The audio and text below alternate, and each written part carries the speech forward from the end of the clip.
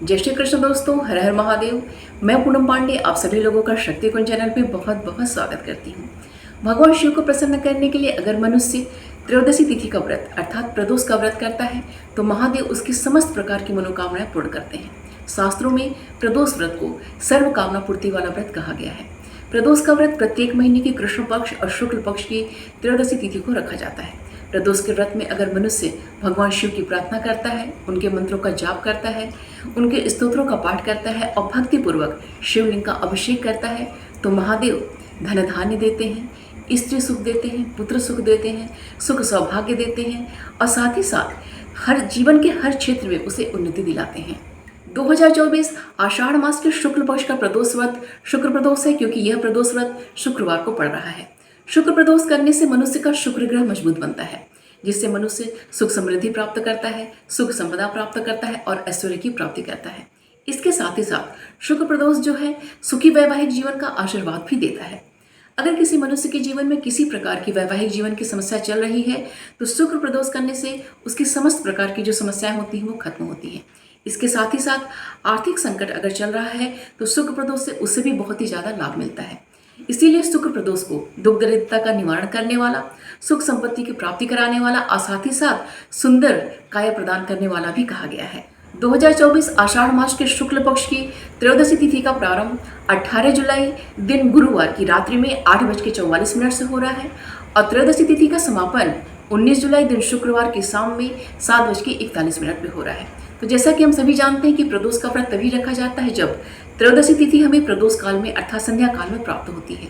भले ही पूरे दिन त्रयोदशी तिथि रहे या ना रहे, लेकिन प्रदोष काल में अर्थात संध्या काल में हमें त्रयोदशी तिथि अवश्य प्राप्त होनी चाहिए, तभी यह प्रदोष का व्रत रखा जाता है। तो 19 जुलाई दिन शुक्रवार को हमें पूरे दिन त्रयोदशी तिथि प्राप्त हो रही है और प्रदोष काल में भी हमें प्राप्त हो रही है। तो इसलिए यह प्रदोष का व्रत 19 जुलाई दिन शुक्रवार को रखा जाएगा।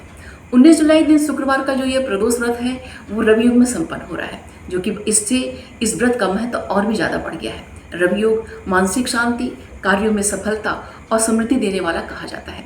रवि योग में हम जो भी कार्य करते हैं वो हमारा कार्य अवश्य सफल होता है और इस योग में हम जो भी पूजा पाठ आदि कार्य करते हैं वो बहुत ही ज़्यादा पुण्यदायी माना जाता है। तो इस दिन 19 जुलाई को जो रवि योग प्रारंभ होने का समय है वो ब्रह्म मुहूर्त से ही रवि योग प्रारंभ हो जा रहा है और 19 जुलाई की रात्रि में 11:21 पर रवि योग समाप्त हो रहा है। तो इस तरह से पूरे दिन हमें रवि योग प्राप्त हो रहा है, जिससे इस प्रदोष व्रत का बहुत ही ज़्यादा महत्व बढ़ गया है। 19 जुलाई को प्रदोषकालीन पूजा का जो मुहूर्त है वो शाम में 6:50 से लेकर शाम में 7:41 तक है। उसके पश्चात चतुर्दशी तिथि प्रारंभ हो जा रही है। इस दिन शिववास हमें पूरे दिन नंदी पे प्राप्त हो रहा है और शाम में 7:41 तक हमें जो शिववास है वो नंदी पे प्राप्त हो रहा है। उसके पश्चात भोजन में है। शिववास अगर नंदी पे होते हैं तो हमें सफलता प्राप्त होती है। तो इस प्रकार सब कुछ मिला के हम देख रहे हैं कि 19 जुलाई का जो शुक्र प्रदोष है वो बहुत ही शुभ योगों में संपन्न हो रहा है। चातुर्मास का यह पहला प्रदोष का व्रत होगा, क्योंकि चातुर्मास हमारा 17 जुलाई से प्रारंभ हो जा रहा है और 19 जुलाई को यह प्रदोष का व्रत पड़ रहा है। प्रदोष व्रत के दिन महादेव के स्तोत्रों का पाठ कीजिए, उनके मंत्रों का ज़्यादा से ज़्यादा जाप कीजिए, महादेव के सहस्त्र नाम का पाठ कीजिए और उनका जो विभिन्न प्रकार की सामग्रियों से खाद्य जो सामग्रियाँ होती हैं उनसे उनका अभिषेक कीजिए। जैसे जल है, गंगा जल है, दूध है, दही है, शहद है, शक्कर है, घी है, जो विभिन्न प्रकार के जो फल हैं उनके जो रस हैं जैसे अनार का रस है, गन्ने का रस है, अंगूर का रस है, इससे उनका अभिषेक कीजिए और श्रृंगार में उन्हें जनेऊ अर्पित कीजिए, उन्हें भस्म अर्पित कीजिए, उन्हें चंदन अर्पित कीजिए, उन्हें बेलपत्र अर्पित कीजिए, समीपत्र अर्पित कीजिए, उन्हें धतूरे का फूल अर्पित कीजिए, मदार का पुष्प अर्पित कीजिए।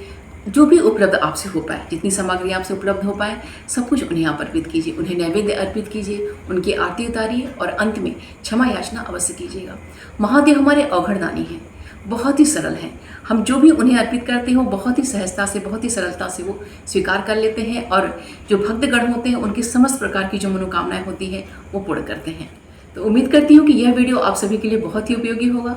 वीडियो को प्लीज़ लाइक कीजिएगा और शेयर कीजिएगा अपने दोस्तों और रिश्तेदारों के संग। चैनल पे अगर नए हैं तो प्लीज़ चैनल को सब्सक्राइब अवश्य कर लीजिएगा और नोटिफिकेशन का बेल जरूर ऑन कीजिएगा। तो मिलते हैं अगले वीडियो में। महादेव और माता पार्वती की कृपा दृष्टि हम सभी पर बनी रहे, यही मंगल कामना है। अपना और अपनों का ख्याल रखिएगा। जय श्री कृष्ण, हर हर महादेव।